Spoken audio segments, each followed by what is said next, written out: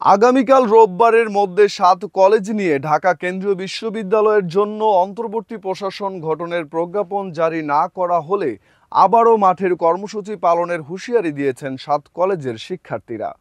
এছাড়া এবার জনদুর্ভোগ এড়াতে সংশ্লিষ্ট মন্ত্রণালয় ঘেরাওয়ের কর্মসূচি দেওয়া হবে বলেও জানান শিক্ষার্থীর প্রতিনিধিরা।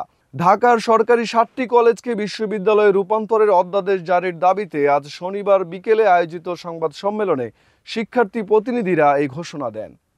ইডেন মহিলা কলেজের ভেতরে ১ নম্বর ফটকের কাছে এই সংবাদ সম্মেলন হয়। এই সময় ৭ কলেজের শিক্ষার্থীরা উপস্থিত ছিলেন। উল্লেখ্য, ২০১৭ সালের ১৭ই ফেব্রুয়ারি রাজধানীর এই ৭ কলেজকে ঢাকা বিশ্ববিদ্যালয়ের অধিভুক্ত করা হয়েছিল। কিন্তু অধিভুক্ত করার পর থেকে যথাসময়ে পরীক্ষা নেওয়া, ফল প্রকাশ সহ বিভিন্ন দাবিতে সময় অসময় আন্দোলন করে আসছিলেন এসব কলেজের শিক্ষার্থীরা।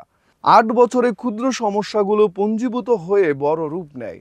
৭ কলেজের শিক্ষার্থীদের আন্দোলনের পরিপ্রেক্ষিতে গত জানুয়ারিতে এই ৭ কলেজকে আবারও ঢাকা বিশ্ববিদ্যালয় থেকে আলাদা করার কথা জানায় বিশ্ববিদ্যালয় কর্তৃপক্ষ।